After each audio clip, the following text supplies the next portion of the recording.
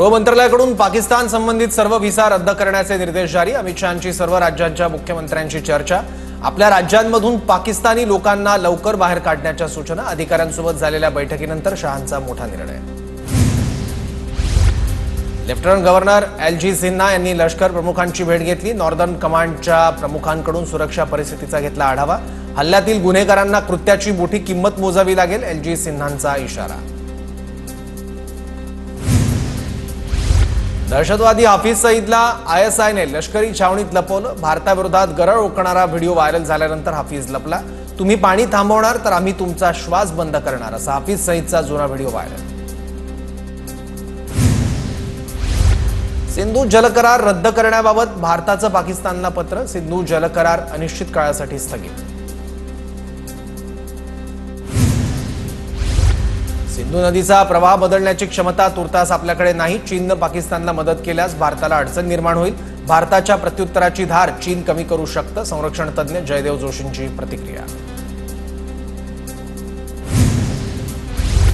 भारतीय सैन्याचा राजस्थानमध्ये युद्ध सराव। पहलगाम हल्ल्यानंतर भारतीय सैन्य अलर्ट मोडवर, तर फ्रान्सकडून आणखी 26 राफेल विमानं खरेदी करणार। फ्रेंच राजदूतांच्या उपस्थितीत करारावर स्वाक्षरी होणार।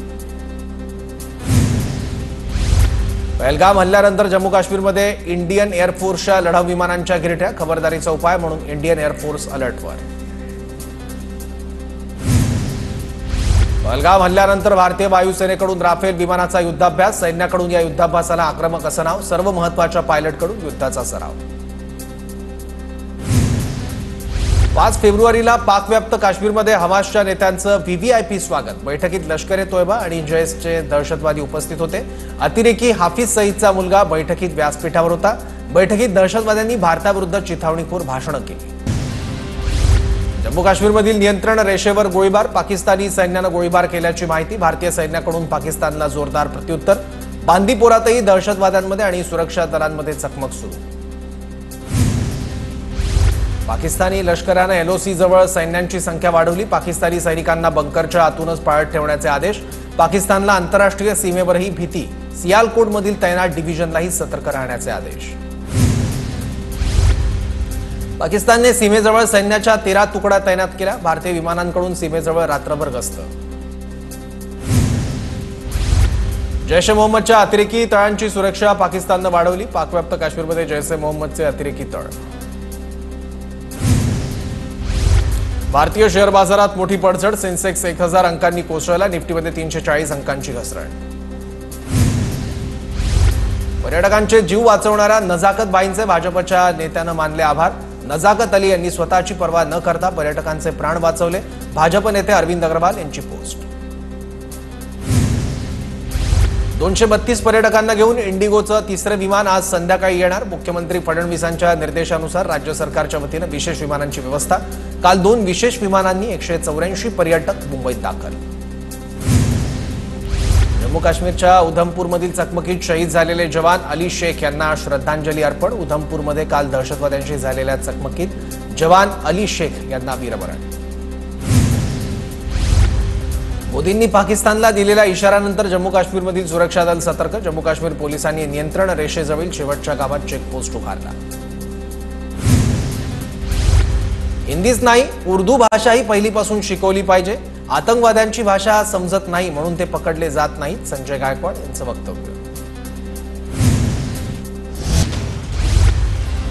त्र्यंबकेश्वरमधील कुंभमेळ्याच्या पार्श्वभूमीवर 241 कोटींचा विकास आराखड्याला राज्याच्या उच्चाधिकार समितीची तत्वतः मान्यता। 2 दिवसात परिपूर्ण आराखडा तयार करण्याचे निर्देश। पहलगाममधील हल्ल्याच्या निषेधार्थ नाशिकच्या येवल्यामध्ये कडकडीत बंद। पाकिस्तानच्या विरोधात जोरदार घोषणाबाजी। गोरक्षकावर हल्ला करणाऱ्यांवर कठोर कारवाईची मागणी। अहिल्यानगरच्या शिर्डीत शेतकऱ्यांच्या कर्जमाफीसाठी छावा क्रांतीवीर सेनेचं आंदोलन। करण गायकरांच्या नेतृत्वात आंदोलन। उपमुख्यमंत्री अजित पवार आणि कृषी मंत्री माणिकराव कोकाटेंच्या राजीनाम्याची मागणी। कर्जमाफी न झाल्यास विधान भवनावर मोर्चा काढण्याचा इशारा। जळगावच्या मुक्ताईनगरात सकल हिंदू समाजातर्फे जोरदार निदर्शनं। दहशतवाद्यांचे प्रतिकात्मक पुतळ्याचं दहन। पहलगाम हल्ल्याच्या निषेधार्थ परभणीच्या पाथरीत मुस्लिम समाजाचं निषेध आंदोलन। मुस्लिम समाजाकडून तहसीलदारांना निवेदन। महायुतीचं सरकार 24 तास काम करत असतं. मी पहाटे 4 पासून रात्री 10 ते 11 पर्यंत काम करतो, तर 11 ते 2 सीएम आणि 2 ते 4 शिंदे काम करतात. अजितदारांचं मिश्किल वक्तव्य. पुण्यातील दीनानाथ मंगेशकर रुग्णालयात वेळेत उपचार न मिळाल्यानं महिलेचा मृत्यू. अशा घटना म्हणजे त्रुटी आणि असंवेदनशीलतेचं मूर्त रूप. शासनानं गंभीर दखल घेतली, आरोपीवर कारवाई करणार. अजित पवारांची प्रतिक्रिया. कुणाल कामरावर खार पोलिसात दाखल गुन्हा रद्द करण्यास कोर्टाचा नकार. मुंबई पोलीस चेन्नईला जाऊन कुणाल कामराचा जबाब नोंदवणार. चेन्नईमध्ये कुणाल कामराची चौकशी करण्यासाठी मुंबई पोलिसांना परवानगी.